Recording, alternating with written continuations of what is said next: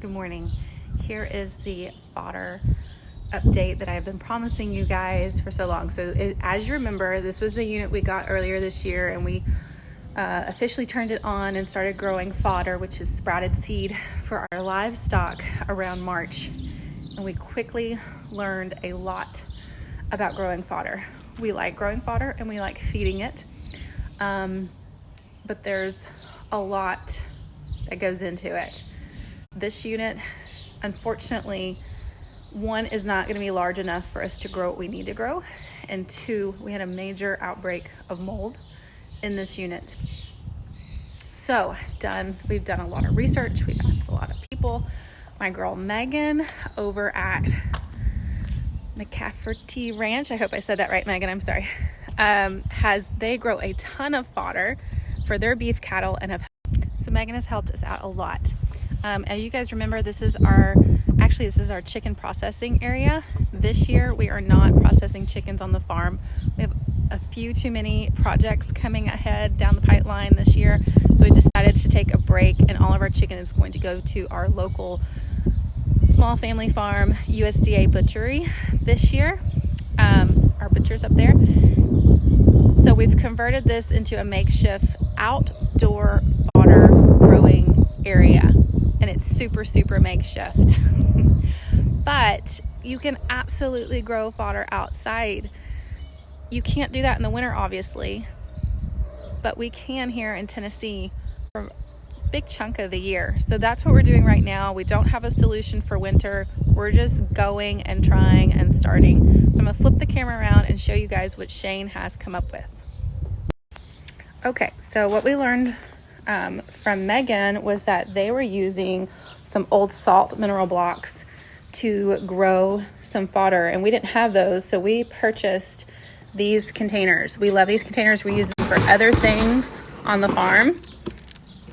This is the 11-gallon size.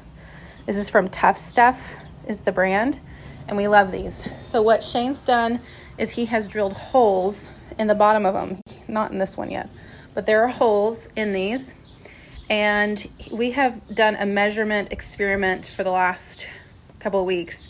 15 pounds of seed was too much. 10 pounds was okay, but we really fell in love with 8 pounds of seed. So I'll show you what we're doing here. This is what 8 pounds of fresh seed looks like. So Shane's watering these 3 times a day, right? Yeah. 3 times a day. And one of the things we also learned from Megan was that they did a nutrition analysis on their fodder. So fodder is typically grown for 7 days and then it's ready to harvest. So they tested every day, day 1 to day 7, and day 3 was actually the most nutrient dense day with the most protein and everything.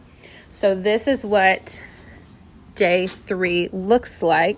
Oh, this is day 4. He let this go just a little longer. We get a full mat on the bottom. It's beautiful. We have no slime. We have no mold. It is gorgeous. And you can see the little sprouts have begun. This is sprouted. And so this has been working for us a lot better. And we're feeding this to the meat chickens and the pigs and everything else. And we're able to grow a lot more. We purchased this shelving unit off Craigslist. It ended up being from a friend. And we're just going with it, you guys, out here in the open. The fresh air helps keep this circulating. There's not a humidity, moisture, mold problem. We've even done it this spring when it was 40 degrees out, and it still worked great. So 8 pounds of seed is producing us roughly 25 pounds of feed. This is another reason why we love fodder so much. See, the farmer's happy. He's shaking his head. He likes it.